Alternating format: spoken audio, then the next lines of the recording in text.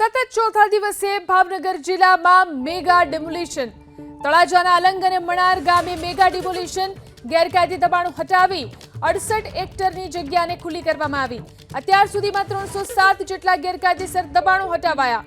Police બંદોબસ્ત વચ્ચે છેલ્લા 4 દિવસથી મેગા ડિમોલિશન ચાલી રહ્યું છે।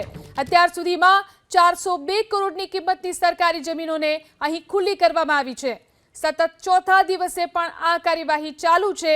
ભાવનગર જિલ્લામાં તળાજાના અલંગ અને મણાર ગામની અંદર મેગા ડિમોલિશન ચાલી રહ્યું છે। ગેરકાયદેસર દબાણો હટાવી અને 68 હેક્ટરની જગ્યાઓ અહીં ખુલ્લી કરવામાં આવી છે।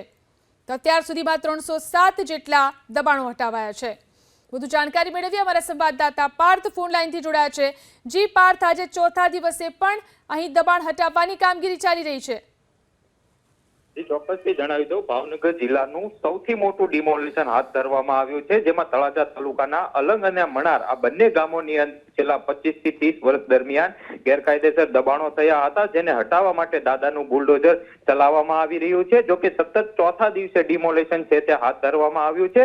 અત્યાર સુધીમાં કુલ 68 હેક્ટર જેટલી જે જગ્યા છે તેમને સરકારી દબાણમાંથી ખુલ્લી કરવામાં આવી છે। સ્વાભાવિક છે કે અલંગ અને આ મણાર આ બંને ગામોની અંદર કુલ 264 હેક્ટર જેટલા જે જમીન આવેલી છે તેમાં ગેરકાયદેસર દબાણ ખડકાવવામાં આવ્યું છે। અને આ સાથે જ તંત્ર દ્વારા આજે અલંગ અને મણાર બંને ગામની અંદર પોલીસ પ્રોટેક્શન સાથે દબાણ હાથ ધરવામાં આવ્યું છે અને હાલ તંત્ર દ્વારા કામગીરી શરૂ કરવામાં આવી રહી છે। જી ચોક્કસ।